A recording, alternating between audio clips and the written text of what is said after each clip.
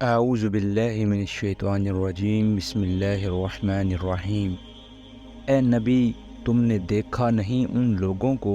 جو دعویٰ تو کرتے ہیں کہ ہم ایمان لائے ہیں اس کتاب پر جو تمہاری طرف نازل کی گئی ہے اور ان کتابوں پر جو تم سے پہلے نازل کی گئی تھیں، مگر چاہتے یہ ہیں کہ اپنے معاملات کا فیصلہ کرانے کے لیے طاغوت کی طرف رجوع کریں، حالانکہ انہیں طاغوت سے کفر کرنے کا حکم دیا گیا تھا۔ یہاں واضح طور پر طاغوت سے مراد وہ حاکم ہے جو قانون الہی کے سوا کسی دوسرے قانون کے مطابق فیصلہ کرتا ہو، اور وہ نظام عدالت ہے جو نہ تو اللہ کے اقتدار اعلیٰ کا مطیع ہو اور نہ اللہ کی کتاب کو آخری سند مانتا ہو۔ لہٰذا یہ آیت اس معنی میں بالکل صاف ہے کہ جو عدالت طاغوت کی حیثیت رکھتی ہو اس کے پاس اپنے معاملات فیصلے کے لیے لے جانا ایمان کے منافی ہے، اور خدا اور اس کی کتاب پر ایمان لانے کا لازمی اقتضا یہ ہے کہ آدمی ایسی عدالت کو جائز عدالت تسلیم کرنے سے انکار کر دے۔ قرآن کی روح سے اللہ پر ایمان اور طاغوت سے کفر دونوں لازم و ملزوم ہیں، اور خدا اور طاغوت دونوں کے آگے بیک وقت جھکنا عین منافقت ہے۔ شیطان انہیں بھٹکا کر راہ راست سے بہت دور لے جانا چاہتا ہے، اور جب ان سے کہا جاتا ہے کہ آؤ اس چیز کی طرف جو اللہ نے نازل کی ہے اور آؤ رسول کی طرف، تو ان منافقوں کو تم دیکھتے ہو کہ یہ تمہاری طرف آنے سے کتراتے ہیں۔ اس سے معلوم ہوتا ہے کہ یہ منافقین کی عام روش تھی کہ جس مقدمے میں انہیں توقع ہوتی تھی کہ فیصلہ ان کے حق میں ہوگا اس کو تو نبی صلی اللہ علیہ وسلم کے پاس لے آتے تھے، مگر جس مقدمے میں اندیشہ ہوتا تھا کہ فیصلہ ان کے خلاف ہوگا اس کو آپ کے پاس لانے سے انکار کر دیتے تھے۔ یہی حال اب بھی بہت سے منافقوں کا ہے کہ اگر شریعت کا فیصلہ ان کے حق میں ہو تو سر آنکھوں پر، ورنہ ہر اس قانون، ہر اس رسم و رواج اور ہر اس عدالت کے دامن میں جاہ پناہ لیں گے جس سے انہیں اپنے منشا کے مطابق فیصلہ حاصل ہونے کی توقع ہو۔ پھر اس وقت کیا ہوتا ہے جب ان کے اپنے ہاتھوں کی لائی ہوئی مصیبت ان پر آن پڑتی ہے؟ اس وقت یہ تمہارے پاس قسمیں کھاتے ہوئے آتے ہیں۔ غالباً اس سے مراد یہ ہے کہ جب ان کی اس منافقانہ حرکت کا مسلمانوں کو علم ہو جاتا ہے اور انہیں خوف ہوتا ہے کہ اب باز پرس ہوگی اور سزا ملے گی، اس وقت قسمیں کھا کھا کر اپنے ایمان کا یقین دلانے لگتے ہیں اور کہتے ہیں کہ خدا کی قسم ہم تو صرف بھلائی چاہتے تھے اور ہماری نیت تو یہ تھی کہ فریقین میں کسی طرح موافقت ہو جائے۔ اللہ جانتا ہے جو کچھ ان کے دلوں میں ہے، ان سے تعرض مت کرو، انہیں سمجھاؤ اور ایسی نصیحت کرو جو ان کے دلوں میں اتر جائے۔ انہیں بتاؤ کہ ہم نے جو رسول بھی بھیجا ہے اسی لیے بھیجا ہے کہ اذن خداوندی کی بنا پر اس کی اطاعت کی جائے۔ یعنی خدا کی طرف سے رسول اس لیے نہیں آتا ہے کہ بس اس کی رسالت پر ایمان لے آؤ اور پھر اطاعت جس کی چاہو کرتے رہو، بلکہ رسول کے آنے کی غرض ہی یہ ہوتی ہے کہ زندگی کا جو قانون وہ لے کر آیا ہے تمام قوانین کو چھوڑ کر صرف اسی کی پیروی کی جائے، اور خدا کی طرف سے جو احکام وہ دیتا ہے تمام احکام کو چھوڑ کر صرف انہی پر عمل کیا جائے۔ اگر کسی نے یہی نہ کیا تو پھر اس کا محض رسول کو رسول مان لینا کوئی معنی نہیں رکھتا۔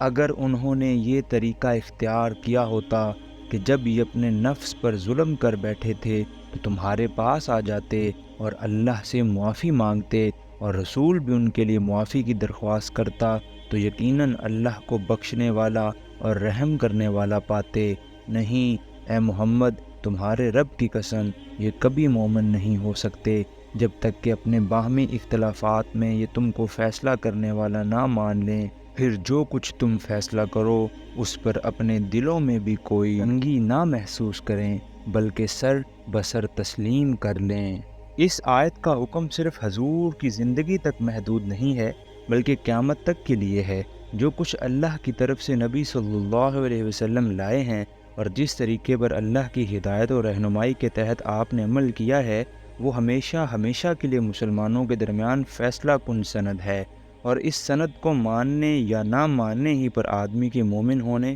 اور نہ ہونے کا فیصلہ ہے۔ حدیث میں اسی بات کو نبی صلی اللہ علیہ وسلم نے ان الفاظ میں ارشاد فرمایا ہے کہ تم میں سے کوئی شخص مومن نہیں ہو سکتا جب تک کہ اس کی خواہش نفس اس طریقے کی تابع نہ ہو جائے جسے میں لے کر آیا ہوں۔ اگر ہم نے انہیں حکم دیا ہوتا کہ اپنے آپ کو ہلاک کر دو یا اپنے گھروں سے نکل جاؤ تو ان میں سے کم ہی آدمی اس پر عمل کرتے۔ یعنی جب ان کا حال یہ ہے کہ شریعت کی پابندی کرنے میں ذرا سا نقصان یا تھوڑی سی تکلیف بھی انہیں برداشت نہیں ہوتی تو ان سے کسی بڑی قربانی کی ہرگز توقع نہیں کی جا سکتی۔ اگر جان دینے یا گھر بار چھوڑنے کا مطالبہ ان سے کیا جائے تو یہ فوراً بھاگ کھڑے ہوں گے اور ایمان و اطاعت کے بجائے کفر و نافرمانی کی راہ لیں گے۔ حالانکہ جو نصیحت انہیں کی جاتی ہے اگر یہ اس پر عمل کرتے تو ان کے لیے زیادہ بہتری اور زیادہ ثابت قدمی کا موجب ہوتا۔ یعنی اگر یہ لوگ شک اور تذبذب اور تردد چھوڑ کر یکسوئی کے ساتھ رسول کی اطاعت و پیروی پر قائم ہو جاتے اور ڈاواں ڈول نہ رہتے تو ان کی زندگی تزلزل سے محفوظ ہو جاتی۔ ان کے خیالات، اخلاق اور معاملات سب کے سب ایک مستقل اور پائیدار بنیاد پر قائم ہو جاتے اور یہ ان برکات سے بہرہ ور ہوتے جو ایک شاہراہ مستقیم پر ثابت قدمی کے ساتھ چلنے سے ہی حاصل ہوا کرتی ہے۔ جو شخص تذبذب اور تردد کی حالت میں مبتلا ہو، کبھی اس راستے پر اور اطمینان کسی راستے کی بھی صحیح ہونے پر اسے حاصل نہ ہو، اس کی ساری زندگی نقش برآب کی طرح بسر ہوتی ہے اور سعی لا حاصل بن کر رہ جاتی ہے۔ اور جب یہ ایسا کرتے تو ہم انہیں اپنی طرف سے بہت بڑا اجر دیتے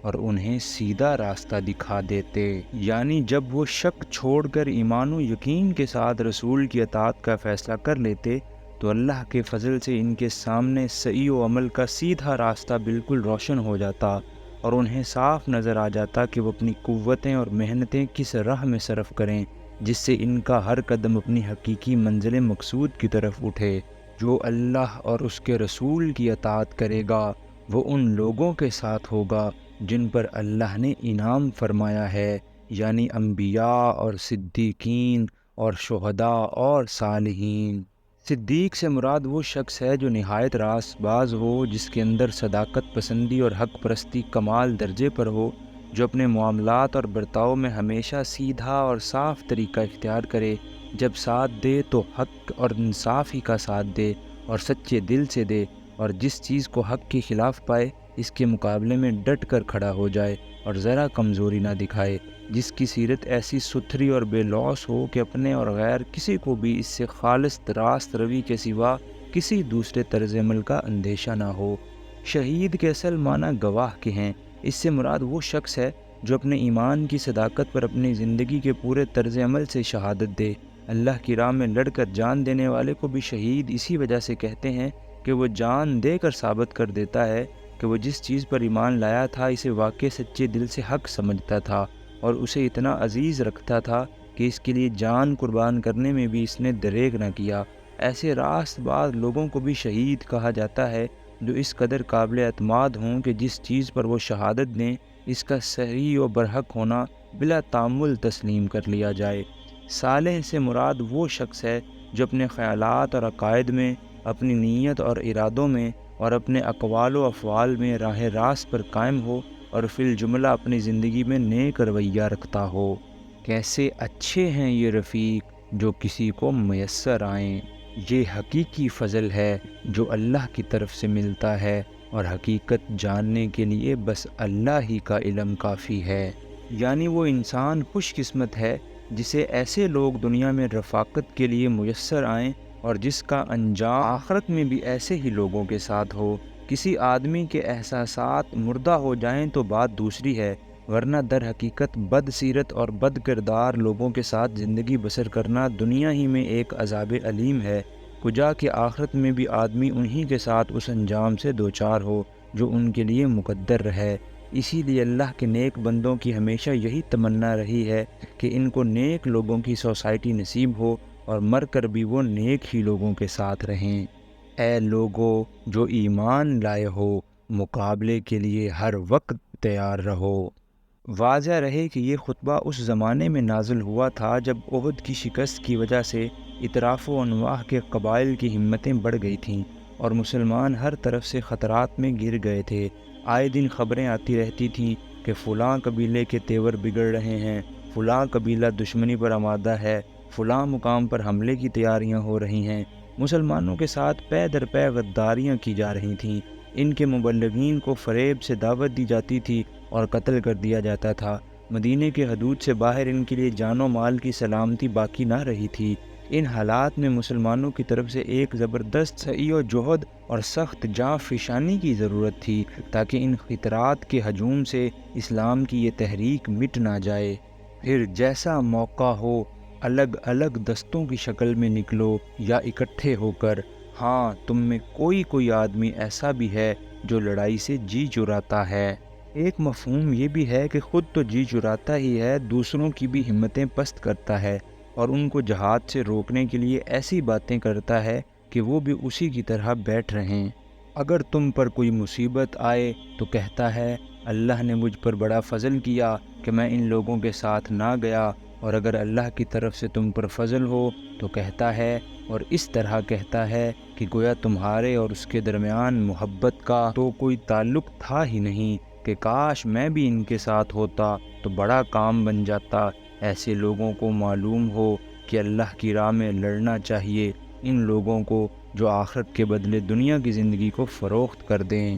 یعنی اللہ کی راہ میں لڑنا دنیا طلب لوگوں کا کام ہے ہی نہیں، یہ تو ایسے لوگوں کا کام ہے جن کے پیش نظر صرف اللہ کی خوشنودی ہو، جو اللہ اور آخرت پر کامل اعتماد رکھتے ہوں اور دنیا میں اپنی کامیابی و خوشحالی کے سارے امکانات اور اپنے ہر قسم کے دنیاوی مفاد اس امید پر قربان کرنے کے لیے تیار ہو جائیں کہ ان کا رب ان سے راضی ہوگا، اور اس دنیا میں نہیں تو آخرت میں بہرحال ان کی قربانیاں ضائع نہ ہوں گی۔ رہے وہ لوگ جن کی نگاہ میں اصل اہمیت اپنی دنیاوی مفاد کی ہو تو در حقیقت یہ راستہ ان کے لیے نہیں ہے۔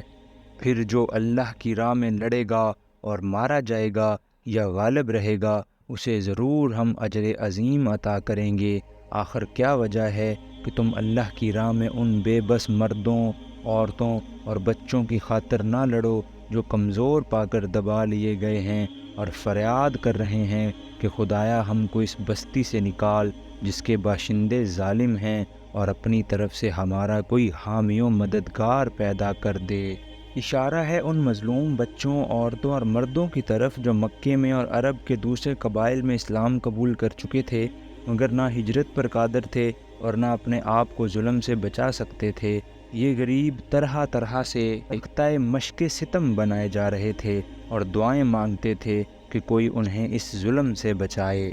جن لوگوں نے ایمان کا راستہ اختیار کیا ہے وہ اللہ کی راہ میں لڑتے ہیں، اور جنہوں نے کفر کا راستہ اختیار کیا ہے وہ طاغوت کی راہ میں لڑتے ہیں۔ یہ اللہ کا دو ٹوک فیصلہ ہے۔ اللہ کی راہ میں اس غرض کے لیے لڑنا کہ زمین پر اللہ کا دین قائم ہو، یہ اہل ایمان کا کام ہے، اور جو واقعی مومن ہے وہ اس کام سے کبھی باز نہ رہے گا۔ اور طاغوت کی راہ میں اس غرض کے لیے لڑنا کہ خدا کی زمین پر خدا کے باغیوں کا راج ہو، یہ کافروں کا کام ہے، اور کوئی ایمان رکھنے والا آدمی یہ کام نہیں کر سکتا۔